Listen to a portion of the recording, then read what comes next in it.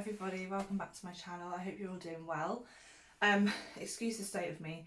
I am currently 9 months pregnant in the middle of a heat wave, so I'm struggling a little bit with the heat. I've got my handheld fan here, so I'll keep putting this on throughout the video, and I've got a glass of water as well, but it is proving very difficult in this heat. Normally I love the heat, but being pregnant in the UK, like heavily pregnant in this heat in the UK, is just something completely different. And I've also got all the windows and things open as well to create a little bit of a breeze coming through, so sorry if you can hear any noise out there, but I need to have the windows open. So I'm going to try and keep this video quick. And today's video is just going to be kind of like my third trimester symptoms update, experience, all that sort of thing. I've done these throughout my pregnancy. I'm now coming towards the end of my third trimester, which is just crazy to think. I'm just over 37 weeks now, so I'm full term. Baby could potentially come at any point, and due date's in a few weeks' time. So I thought I would just do a roundup of symptoms, experiences, and how I'm kind of preparing for labour and birth as well, because it is imminently round the corner. So if you're interested, then please keep watching. So I've got my notes here. I'm just going to start off with symptoms that I've been experiencing in this third trimester. Towards the beginning of the third trimester, I was really struggling with heartburn and acid reflux. This is something that was happening at night all the time. I'm assuming just because baby's getting bigger, taking up more room, and in the evenings it was when I was then, like, after I've had a meal, I was then lying down. So that was something that I was having to deal with through the night, basically just waking up being sick. But luckily the past couple of weeks that has eased. I'm thinking possibly because baby's dropped, so I've got like a bit more room up top now, so not all the food is kind of having to be piled up and coming back up again. So that's quite nice to have a bit of a relief from that. When it was bad, I was just taking like Gaviscon and like a cheap version of that, so that did seem to help. Earlier on as well, in the beginning of my third trimester, I was getting a lot of leg cramps. Again, this would happen at night time. No idea why. There'd be like severe calf cramps, and they're so painful. I don't know, I might have spoken about this before. This might have happened towards the end of my second trimester as well, but they're horrible. But luckily, again, those have eased for the past couple of weeks. I don't know why, they have. And I also had kind of like a weird, like, heavy leg feeling, which was something that I was experiencing, which was really weird, just where my legs felt really heavy. Again, that isn't really happening now. I'm getting towards the end of my third trimester. More recently, I guess, I have been experiencing sort of, I guess, water retention, or just being a lot more swollen. I can't wear any of my wedding ring or engagement ring. It just don't fit. I've noticed I've kind of put some, whether it's water weights or just baby weight, but around my face and things like that. So I've definitely noticed I'm starting to get a bit swollen. Also in this heat, it just is 10 times worse. I've also been getting swollen feet and ankles, but again, to do with if I've been walking lots, how heavy she is now, and the heat. Just a mixture of all of that creating the swollen feet and ankles. I have also been getting a lot of pelvic pain and pressure, again because she's head down. She's been head down for a little while now. I think she's kind of lowering, so I do have that sensation of that pressure and pain in that area. That also means I've been getting quite a bit of lower back pain as well, because of just the weight and carrying her. It's really weird because when you get to this point in pregnancy, especially now I'm kind of full term and it is kind of, labour could happen at any time, it's kind of back to that symptom checking again, like, oh, I've got like a dull period pain backache, or, you know, I've got like stomach pains. Is this anything? And you're kind of like overthinking everything because you're not sure whether or not it's a sign of labour. And I'm constantly like checking, like when I wipe, if I've got like discharge or like mucus flow or anything. I know that's a bit TMI, so sorry, but that's just a thing of pregnancy. So it's really weird because you're now at this point, like, before we found out we were pregnant, I was symptom check, and now I'm kind of checking for signs of labour. It's so weird, and you just don't know when it's going to happen, so it's always kind of on edge waiting for it. And in kind of that, linking to that, I've been getting loads of Braxton Hicks and tightenings of my tummy. So again, it's kind of like, this, you know, it's obviously my body preparing for labour, but doesn't mean that it's going to happen anytime soon. And I'm thinking, will I know the difference between a contraction and a Braxton Hick, or will I not? But I'm guessing I will, and I think Braxton Hicks don't tend to really be that painful, they're just more uncomfortable, whereas I think a contraction is more painful. So yeah, I'm sure I will know the difference when the time comes.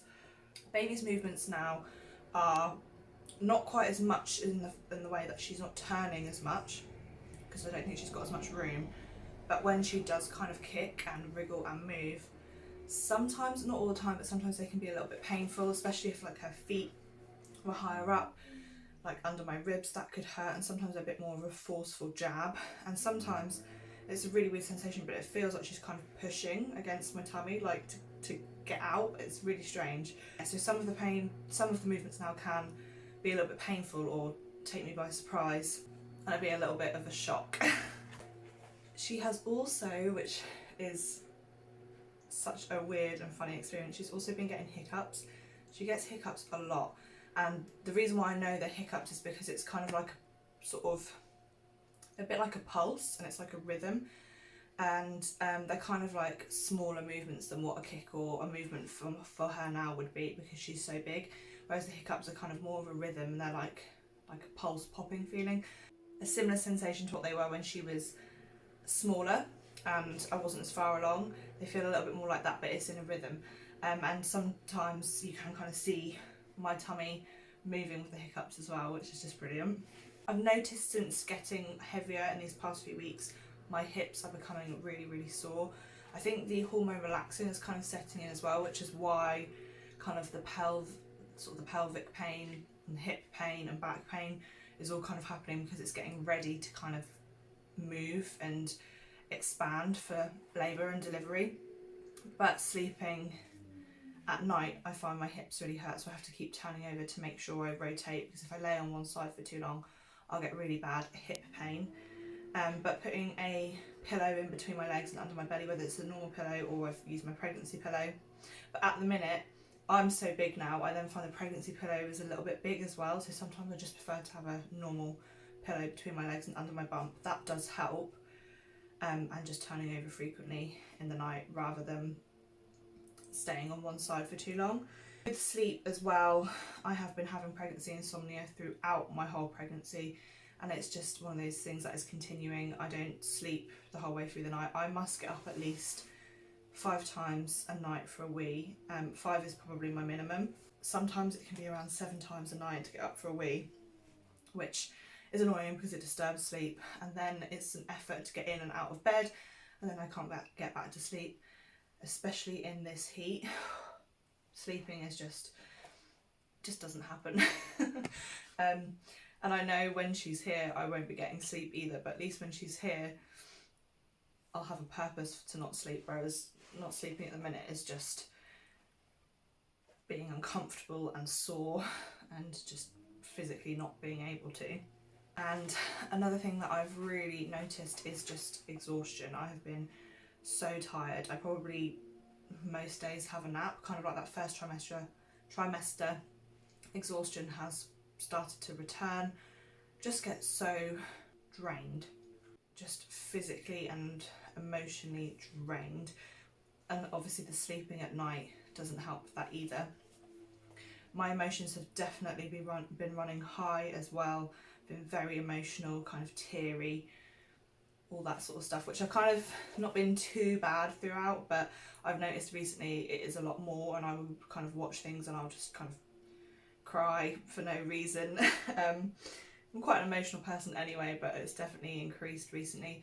I've also had a little bit of anxiety surrounding kind of COVID and all that sort of thing, because cases where I'm living are definitely rising, and it's coming kind of hitting us quite close to home with kind of friends and family catching it, and it just really made me think the other day that I obviously have to be really careful for me and for baby not to catch it, but also we need to be really careful with Tom, because if he has COVID and I suddenly go into labour, he won't be able to be with me for the birth. So we've really decided to kind of take a step back and really limit who we are seeing and when, and we're just keeping it outside and socially distanced, because that has been something that has been really affecting me and playing on my mind and getting me really anxious and worried, because I can't even imagine labouring without Tom there, and I don't want to risk baby in any way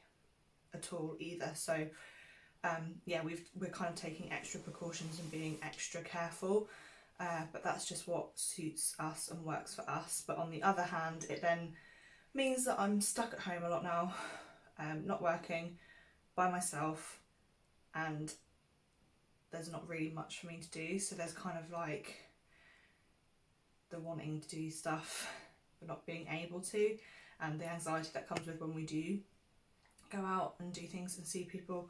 So it's just finding that balance and just a waiting game basically until baby girl decides she wants to arrive. So those are all the symptoms that I wanted to talk about. I thought I'd just quickly touch on a few kind of other bits related to the third trimester. So I've mentioned before, I've been doing a hypnobirthing course, an online course from the Positive Birth Company. Now I've got a few mixed feelings about the course. Initially I thought it was really good. It kind of talked through labour and the process and how actually your body works and how your body actually, you know, labours and delivers a baby, kind of the scientific part around it, which was really interesting. It's also talked about a lot of things to reduce sort of anxiety around labour and delivery, things that can help promote oxytocin, breathing techniques, preparing for labour, and all that sort of stuff has been amazing. And it really has, I've learned quite a few things from it, taking a lot from it. I'm using it in my birth preferences and things like that. But on the other side of things, I will be completely honest, I haven't finished the course, and me and Tom made that decision because it just feels like it puts, I don't know if anybody else feels this way, because I've had loads of people have really positive experiences with the Positive Birth Company and hypnobirthing in general, but it feels like it puts a lot of pressure on the perfect birth, and it really promotes kind of unmedicated and natural, which is great, but it's not always possible, and it can sometimes, it was actually heightening my anxiety at points, because it would kind of tell you things, it kind of makes out like induction's a bad thing and C-sections are a bad thing, and you want to have a positive, natural, possibly unmedicated birth, when actually for a lot of women that isn't possible, and that isn't the birth that is right for them, and you can't control it a lot of the time either. So you're actually just better off knowing about all of the options but just going with the flow. So I've done my birth preferences, and again I've used the Positive Birth Company outline for that, just so I can put down what I would prefer to have during my birth, but it's definitely more of a preferences than a plan. I'm really flexible with it. It's definitely something that I haven't got my heart or head set on in any way. I'm just going to go with the flow, and if this is possible then that would be great, but if not, you know, whatever. And I'm just going to put my trust in the medical professionals and the midwives that are there. There's also a lot about that within the course, talking about, well, you can say no to this, and you know, they'll want you to do this and they'll offer you this, kind of making out, not making out that they don't know what they're doing, but it then just makes you worry about trusting the medical and health professionals. But from my point of view, this is what they do all day, every day. They wouldn't do anything to put you in danger. And it's great because I've learned things from it, and I know that I've got to discuss things and I can seek out all my options and things like that. But at the same time I don't want to put too much pressure on myself. So I've done the kind of bits of the course that I've sort of picked out and wanted to do, but some of the bits I haven't finished and continued because it was just getting a little bit too much. Within my birth plan or preferences as well, going into labour and things like that, I was just going to quickly touch on the fact that I have got a TENS machine as well, which I'm going to try at home in early stages of labour. If that's the way my labour goes, who knows, or I can take it into the hospital or the midwife-led birthing unit, wherever I end up. But that's just something that I wanted to touch on to prepare me for labour, as I have got a TENS machine to use. Whether it will be any good or not, or whether I'll like it, I don't know. But I have that as something to try. Okay, so now I've gone over those few bits, I thought I would just quickly touch on a few things I've been doing to prepare for birth or prepare for labour. So one thing is obviously doing the hypnobirthing and kind of doing lots of research. Not only have I done research on birth and labour, because I would like to breastfeed. Again, I'm in the mindset of if I can, I will. If I can't, I'm not going to put pressure on myself. But what I have done is I've done lots of research, found out lots of information surrounding breastfeeding as well, so I kind of feel a bit prepared for that. So I've done my hypnobirthing and research on breastfeeding and things like that, so I'm not going in completely in the dark. I've got a little bit of knowledge on a few different bits. It just helps me feel more prepared and more settled and ready. With preparing for kind of breastfeeding and research and things like that, I have started to harvest my colostrum. They don't recommend doing this until you're like 37 weeks, what my midwife said to me, so I've started doing that this week. It was proving quite difficult to start with, but it's definitely got easier, and I've definitely started to collect some colostrum. Basically, if you don't know what harvesting colostrum is, colostrum is the milk that you produce for baby initially when they're first born, and it's a really concentrated form of milk basically that has everything that they need in it, kind of antibodies and things like that, and they only need a really tiny amount, but you can basically hand express it and you can pop it in a syringe. So if baby does have problems with feeding or latch, or if you are going to bottle feed and you want them to have the benefits from the colostrum, you can hand express it beforehand and then you can syringe it into their mouth once they're here. So that's what I've been doing in case there's a problem with latch, or if I end up being ill and I can't be there to provide for baby, or you just don't know what's going to happen. So I want to have that as a backup, and if we don't use it, we don't use it. I'll still will produce the right amount for when she's here, or I can use it when we get back home as a top up and things like that. So that's something that I've started doing. But if you are harvesting colostrum and you find it's not working, just give it time, relax. It's not easy for everybody, and it wasn't easy for me to start with, and it's taken me a couple of tries to actually get anything out. When I did, there wasn't a lot, but my supply definitely has increased, and my body's obviously getting more used to it. But you have to, like I said, be careful. You can't do it too early because it can induce premature labour, which we don't want. This is all a little bit TMI, but I think anything to do with pregnancy and birth related is. I'll just really quickly touch on this. Is something else that I've been doing as well is perineal massage. This is basically to help prevent tearing. I don't know if it's going to have any effect or going to help at all, but it's just something that you can do that could potentially help prevent tearing. Most women tear. I think it's like 80% of women tear during childbirth. Whether this will help or not, it's kind of hard for the statistics to actually prove whether it was that reduced it. But it's basically just helping stretch the area and prepare for all of that stretching that's going to be going on down there.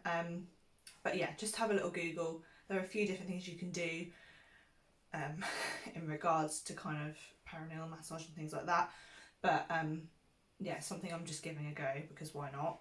I mean, a lot of people probably would, but some people might not want to do it and might find it weird and just something that they're not comfortable with, which is absolutely fine. But I just thought I'd give it a go. And if there's any chance it can help prevent a tear, then I'm willing to give it a go.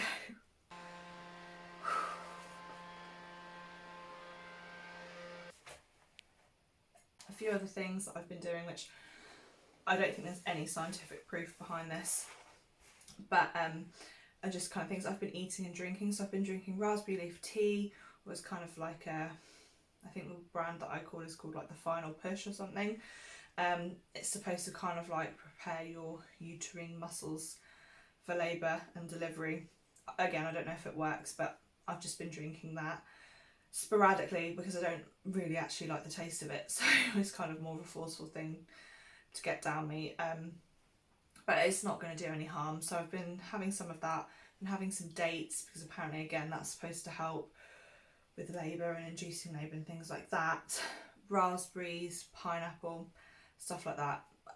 I don't think there's any scientific evidence behind it, but I enjoy eating those things anyway, so I'm just going to continue to do it. If it helps, it helps, and if it doesn't, there's nothing lost there. And then I've been trying to keep as active as I can. I haven't been really exercising in this 3rd trimester, especially towards the end. It's been too hot, I've been too uncomfortable. It's just not been something that I felt my body is a priority, but I do make sure I go for walks, and I have now started to do a little bit of swimming, which is great, just to kind of, you know, keep my body moving a little bit. And I also make sure I bounce on my pregnancy ball. I try and do this between like, I don't know, 20 minutes to 45 minutes a day. If I can do an hour, then I will. Again, this is all supposed to help. Bouncing on the ball is good for kind of like back and hip pain, and if I'm really struggling to get comfy, then I'll have a sit and a bounce on the ball. It's also really good for kind of like posture and kind of getting baby in a good position, because you're kind of leaning more forward, so it can help baby not be breech and keep head down and things like that. So I've been trying to do that when I can also. So yeah, those are the few things that I've been doing to prepare for labour and birth and things like that, and just for a little bit afterwards. There's lots of other things that I've been doing along the way as well to physically kind of prepare for baby as well, and I have got a video about that coming soon, kind of like preparing for a newborn and nesting and all that sort of stuff. I don't know whether that will be up before this video or not, but if it's not already on my channel, it will be coming soon. But I think that is everything. I'm now just going to show you a quick bump update, so you can see that. So this is Bump. Like I said, I'm just over 37 weeks now. This is her from the side. She often, because she's so big now, my tummy isn't always like round. It can be really odd shapes, and it is really, really firm. And a lot of the time up here, I can feel like her bottom, and sometimes some feet and things around here. But she's definitely engaged. The midwife has said she's engaged, and or she's definitely head down. I don't know if she's engaged, but she's definitely head down. And it's her bottom that I can feel up here. But all of this is very soft now. She's definitely more positioned down here, which is great. But yes, 37 weeks, just over, full term. I thought I would also just show you Bump without any clothing on. I have been, sorry, I've got like lines now from where my dress was. I haven't really developed many stretch marks, if at all, on my tummy. The only place I probably got some is kind of like the tops of my thighs, but to be honest, I had a lot of those anyway. But this is what Bump is looking like. It's very, like I was saying, really solid now. And stretch mark wise, I have been using creams. I've been using a mixture of kind of like bio oil, a few different like Palmer's ones, a few different brands, and I always make sure I moisturise. But to be honest, I think it's one of those things that you can't prevent. It's just genetic, and if you're going to get them, you're going to get them. I just use the creams because I like the way they feel, and I like to keep my body moisturised generally.